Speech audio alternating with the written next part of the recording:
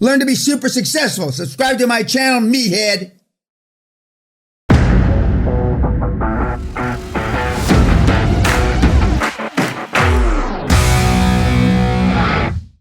So we started last night, but I think where we got stuck is the inventory part of the asking price. So I don't know if you want to rewrite it or just start where we left off. Just put it up there and we'll figure it out. Right, well, here, you put it up there because I got to scooch over way too many people.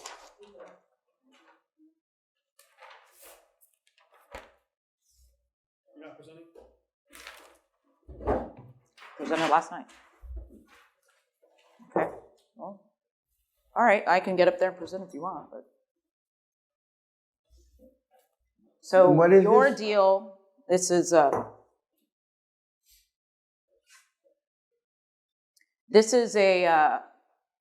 like an Amazon store. Excuse me, Mr. Peña. Do they sell Amazon? I thought Amazon. Yes, so Amazon bought them all, owned them all. So you can be an independent vendor and then have your own store within Amazon Okay. and sell your kitsch. So this store sells a variety of items from sporting equipment to batteries to blenders. But it says Amazon over it. It is a mini store within Amazon and other websites. Okay. So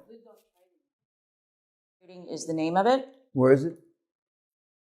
Where is it? It's online. Online store. Oh, it's just an online. Okay. Online store. One of those middlemen stores. The important piece is that they have a bulk of the inventory that is in the Amazon warehouses so that it can be sent out through Amazon Prime Delivery. Revenue for this store is $1.6 million. The asking price is $906,000 plus inventory. And this is where Kelly and I ended last night, because even though the seller can ask for whatever they want, wouldn't we normally include inventory as part of the expenses? Well, if you're buying them, Business carries $175,000 in inventory. Yes. okay, and they want it to be part of the purchase price. Yes. Why? First thing I'd ask, why? If it's when you buy a gas station and it's got 100,000 gallons in the tanks, okay, and there's two ways I would assume it. They either took it on consignment from Shell, Chevron, or whoever, okay, and they don't own it, okay. It's on consignment.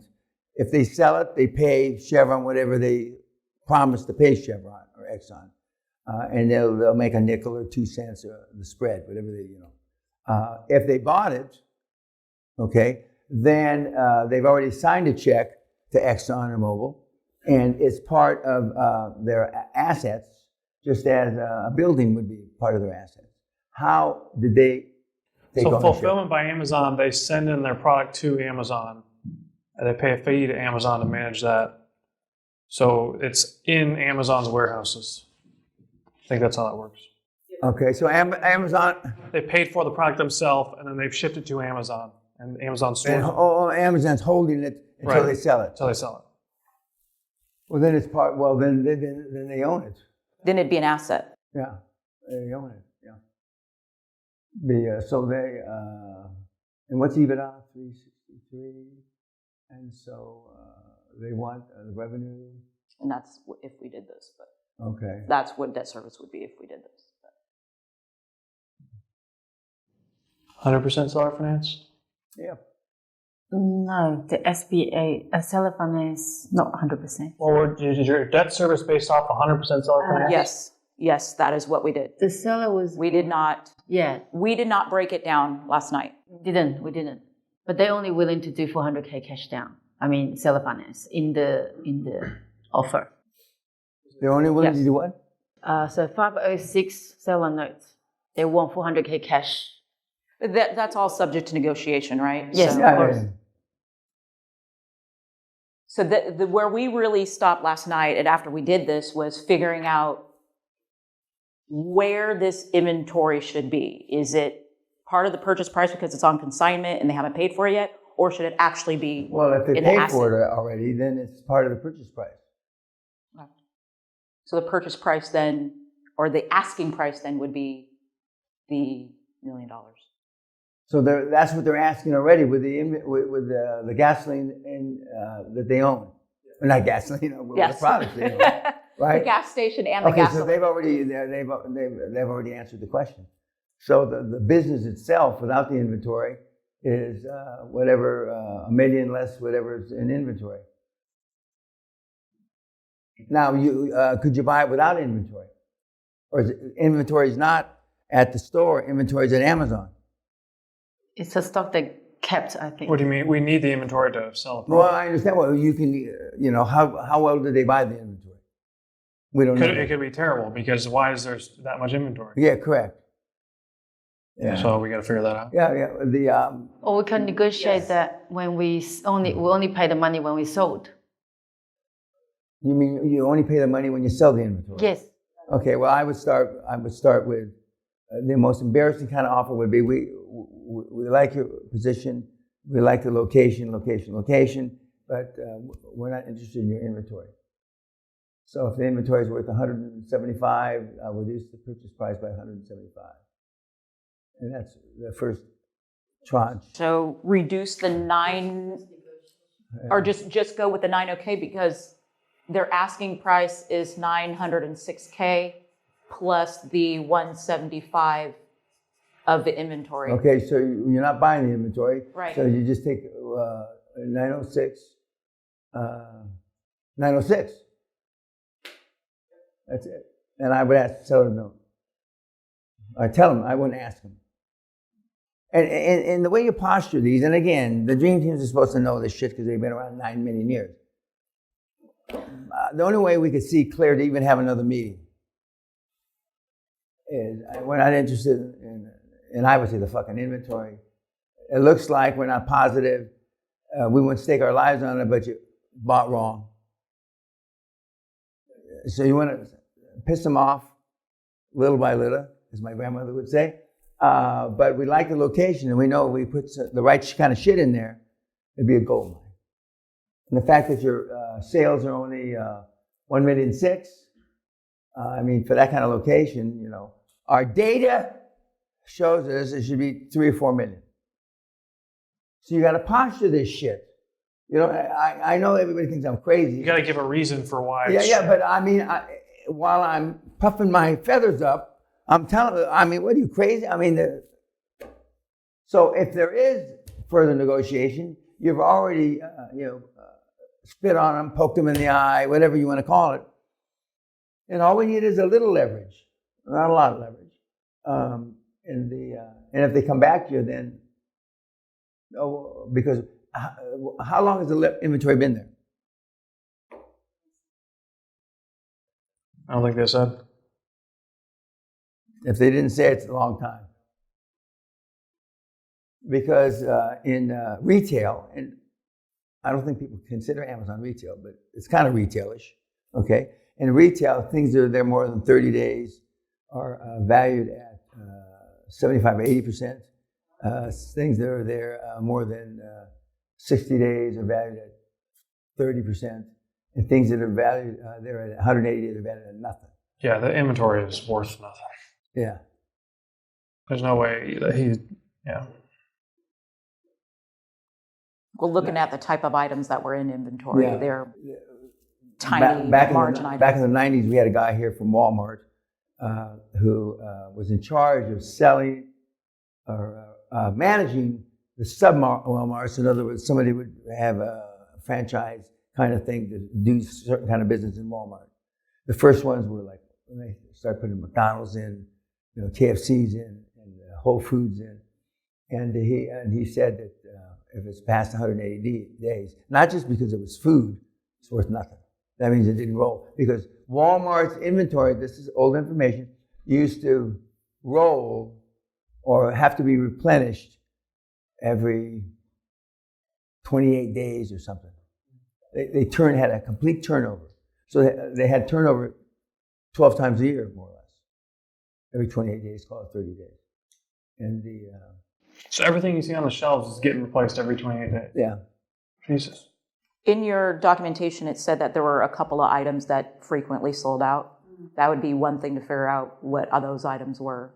And Where to the proceed other with thing this. is back in the 90s, you rarely had you bought something like that was food oriented that said good till, and now not everything, but a lot of things have that date. I just drank a deal at home that's from August. It was good till August 3rd. And before the first part of the year, it's just a juice. If you drink one of these things, it's 5 vegetables or some shit.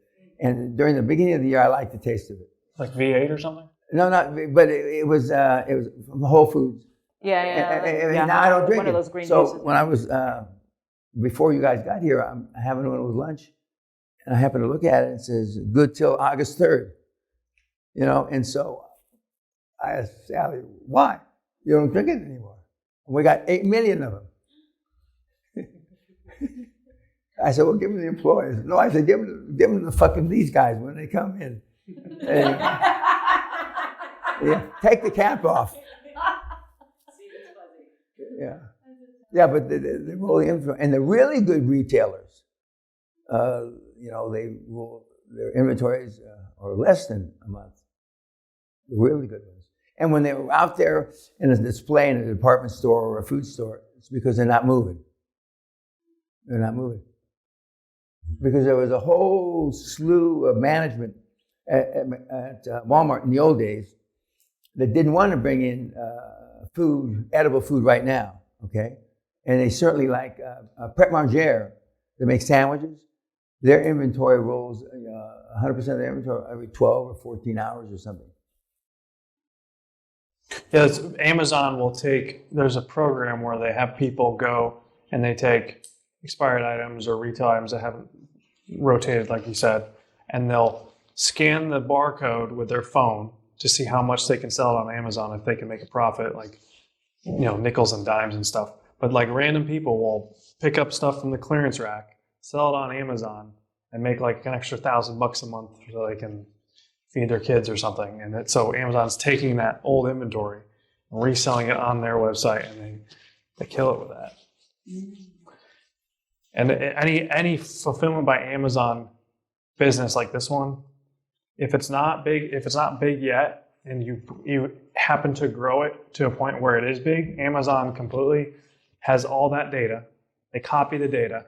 They start their own store, and now you're shit out of luck because they took your business. But it's got to get to a point where it's big enough to where it's worth it for them to do that. So you can have a little chicken shit business making $365K a year, but once you get over, I don't know what the number is, but once you get a certain level, they're just going to rip you off. But they get people in because random people can make this small business and then take it from them. This is why Amazon's a behemoth.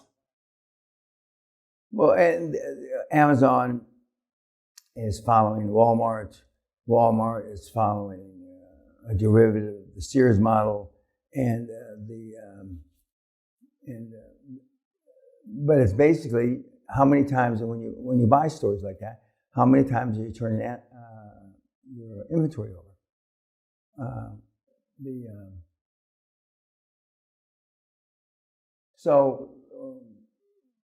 Seller finance is the only thing that makes sense. But you lead them up to that, And you do it in a good old boy fashion. I remember the biggest fucking I took in the oil business was in Hatterfield Pond, Mississippi. And it was good old boys that were wearing overalls, chewing a straw, and a straw hat. And I obviously thought I was 40 times smarter than they were. As it turned out, I wasn't. You'd be surprised. Yeah. They fucked me for practice. And it's one of the worst deals I ever did. But and they take the opposite approach. As opposed to when you want to knock down the price, they say, all of them, not all, but many of those smaller deals, it was first when the small business subsidy came out, and where it was 8A, where 15% of all government contracts had to be done with small business. 15%. And so they were guaranteed at least 15% of whatever contract, whether it was a spaceship or whether it was